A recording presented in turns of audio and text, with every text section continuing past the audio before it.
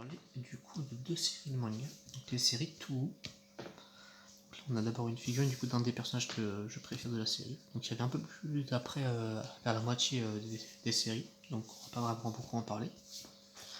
Alors du coup, on va voir la première série qui est Touhou Forbidden Scrollery. C'est une série qui est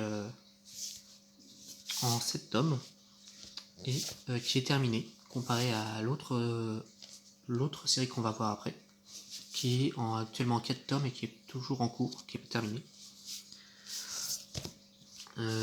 Donc là, leur prix noté ici, c'est justement 6,95 par unité. J'ai pas de manga pour montrer la différence. Je peux peut-être aller en chercher un directement. Mais pour le coup, bon, ce n'est pas très grave. Il faut que c'est un grand format tout simplement. Donc là on a une différence, car on a déjà une différence de taille entre les deux. Et en même temps celui-là il coûte beaucoup plus cher, il est à 9,95 l'unité. 9,95. Donc c'est les deux chez les éditions Meian. Vous pouvez toujours aller sur leur site Anime Store pour car ils ont une partie en occasion. Donc ça permet de les avoir moins cher aussi. Toujours utile. Du coup, donc le début. Donc là, on va parler du coup de Suzunan, du coup qui est alors je sais plus si c'est le nom du personnage ou si c'est le nom de sa librairie, mais ah si c'est ça, c'est le nom de sa librairie, vu que là c'est bien son prénom qui est écrit ici, donc qui est Kozu. Donc, en fait ça va être une histoire donc, qui va raconter en fait le quotidien d'une libraire, et elle va se rendre compte qu'elle a le pouvoir en fait de lire des livres qui en fait ce sont des grimoires démoniaques. Donc j'ai recommencé depuis le début pour présenter un peu l'environnement peut-être de tout. Donc tout en fait c'est l'histoire d'un village qui se trouve dans les tiers illusoires. En fait c'est un monde où est peuplé plein de yokai et de monstres du folklore japonais. Et donc ce village d'humains vit à l'intérieur de ce monde illusoire. Il y a du coup également le monde extérieur qui est en fait notre monde, qui est du coup pour eux le monde extérieur tout simplement. Et du coup ils sont au courant justement de ce fait qu'ils vivent également dans ce monde illusoire. Donc on voit bien avec Kuzuzu dans l'histoire où elle, en plus où l'histoire approche, on comprend justement qu'elles sont au courant justement de ce fait là. Et avec l'histoire en fait c'est surtout plein d'enquêtes différentes. En fait il va y avoir des monstres qui vont sortir justement de ces grimoires démoniaques. Et en fait il va y avoir des enquêtes pour essayer justement de les retrouver et de les sceller à nouveau. Donc ça va être aussi une question aussi d'exorciser certains de ces yokai qui peuvent être dangereux pour le village. Donc là on a justement des images donc, que je montre un peu pour le premier tome. À savoir du coup il est sorti au Japon en 2013, du coup c'est assez vieux. Donc il est sorti plus récemment chez nous. Ouais, en 2021 déjà. Donc à 8 ans après la sortie japonaise chez nous. Donc c'est pour ça que les dessins sont un peu plus vieux que par rapport à la date de sortie de chez nous. Il faut savoir que Touhou est avant tout une série de jeux vidéo. Il n'y a pas d'animé officiel dessus. Il y en a un qui a été fan-made, donc qui a été fait par des fans. Il n'y en a pas d'animé officiel. C'est vraiment une série de jeux vidéo pur et dur. Et c'est pour ça du coup que l'histoire en fait va apprendre un peu en même temps, je pense. Moi je sais pas en fait. Je dis des conneries. À mon avis c'est des sortes de spin-off d'une histoire principale qui est pas vraiment écrite, je pense. Comparé par exemple à la seconde série, le lore du monde de Touhou est beaucoup moins expliqué. Donc c'est plus good vibe le second. Alors que là c'est plus vraiment enquête, mystère. Qu'est-ce qui se passe vraiment? Alors la première enquête justement, je vais en parler vite fait. C'est en fait du coup un démon qui va sortir justement d'un des grimoires démoniaques de Kuzuzu. Et en fait, ce monstre va créer en fait une illusion de fumée à certains endroits. Et du coup, les deux personnages du coup que je vais vous présenter du coup qui sont Rému ici et Marissa, donc, qui sont sur les tomes 2 et 3. Aussi à savoir qu'ils sont aussi sur les tomes 2 et 3 de l'autre série. Ça qui est assez intéressant. En fait, ce sont les deux personnages principaux qui vont enquêter en fait lorsqu'il y aura justement des problèmes avec les démons. Et l'histoire principale du coup reviendra à chaque fois du coup sur Kozuzu. Donc en fait, ça va être surtout les trois personnages principaux de l'histoire. C'est là qu'elle va nous raconter un peu l'histoire du coup du monde. Et à chaque fois, du coup, l'histoire va revenir à elle. Et du coup, les deux personnages, Marissa et Rému, qui seront un peu les principales enquêtrices pour résoudre les mystères. Les yokai qui sortiront des grimoires, ou peut-être qui simplement des yokai qui sont hors du village et qui viennent justement arriver dans le village et causer des problèmes. Ils seront là pour justement venir à bout de ces problèmes. Et on reviendra du coup avec Kozuzu pour faire un petit récap de ce qui se passe tout simplement. Donc là justement elle va partir à la chasse aux yokai, donc c'est un peu ce qui va se passer assez souvent. Et c'est ça en fait, c'est une série en fait où on aura du coup beaucoup d'enquêtes à la suite. Et du coup après on aura en fait du coup il y en a qui savent que justement les humains sont dans le terre illusoire, sont pas 100%.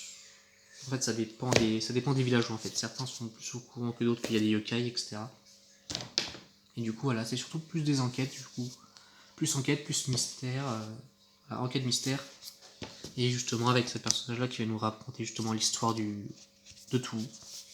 Et un peu plus le lore du coup sur le monde. Sur pourquoi justement il y a ce village dans les terres illusoires justement. Il y a plein de questions en fait qui vont être répondues. Et ensuite du coup, je vais présenter le second. Donc tout Lotus Eater Sobering. Aussi avant de commencer celui-là, je vous conseille aussi surtout de commencer par cette série là justement. Car déjà à commencer elle est moins chère, mais surtout comparé à l'autre, et bah déjà le lore du village en fait est beaucoup plus expliqué. Et du coup ça permet de mieux comprendre l'histoire et surtout de mieux comprendre la seconde histoire du coup si vous avez vraiment aimé l'autre. Donc ça va être un peu la même idée où il va y avoir des enquêtes, mais ça va être beaucoup plus good vibe. Donc c'est vraiment des... Car en fait par exemple le premier problème c'est une personne a disparu après avoir bu dans une auberge. Donc dans l'auberge du coup qui est de du coup Gentondei, du coup c'est le nom de l'auberge, du coup qui est tenue par une des serveuses qui est ici. Et du coup on va apprendre du coup un peu plus l'histoire du coup de ces personnages là. Et bien sûr comme les autres du coup on va voir le reste des enquêtes du coup, qui vont être faites surtout par Marissa et Rémi. Donc on aura aussi beaucoup d'autres personnages qui vont arriver entre temps. Là on a une belle double page de départ. Aussi du coup là ça a été c'est très différent vu que là c'est pas la même artiste qui a fait le dessin, mais aussi ça a été fait 7 ans après, donc 2013 pour le premier et là c'est 2020, le premier tome par rapport au Japon. Donc c'est normal que le style ait l'air bien un style de dessin plus récent que l'autre série. Donc là en fait ça va être la première histoire du coup. Donc le monstre a été enlevé par Okai. Mais justement on va vite apprendre bientôt. En fait il a réapparu juste après. Donc en fait c'est quand même des enquêtes un peu mystères. Mais comparé à l'autre, c'est des trucs beaucoup plus calmes. Donc des mystères qui ont un peu moins d'importance, on va dire. Et du coup, ça va être... l'histoire, en fait, va surtout être autour du folklore des folklore japonais, mais autour du saké. Enfin, autour de l'alcool, de façon générale. Alors que là, ça va être... alors que là, l'autre série, c'est plus du folklore, mais de plein de folklore différents. Donc, plein de sujets différents. Alors que là, ça va être surtout centré sur le thème de l'alcool. C'est bien, du coup, ça apprend en même temps, ça nous apprend en même temps des monstres, des légendes qu'on ne connaît pas en fait. Parce que c'est vraiment des choses du coup moins connues. Alors, du coup, on a aussi quelques scènes de combat à certains moments. Hop là. Là, c'est le premier tome. Et voici du coup un peu l'histoire de tout. Donc c'est du coup un village d'humains dans un monde où est peuplé des yokai et plein de monstres de folklore japonais. avec du coup toujours à chaque fois le personnage principal du coup, avec sur quelle l'histoire principale va tourner autour, mais surtout également du coup les deux autres personnages qui vont servir à surtout enquêter sur le problème qui nous est présenté au moment venu. Voilà. Donc là, du coup, je rappelle, donc c'est 4 tomes dans la version grande, donc en 9,95. Enfin, les deux sont grandes.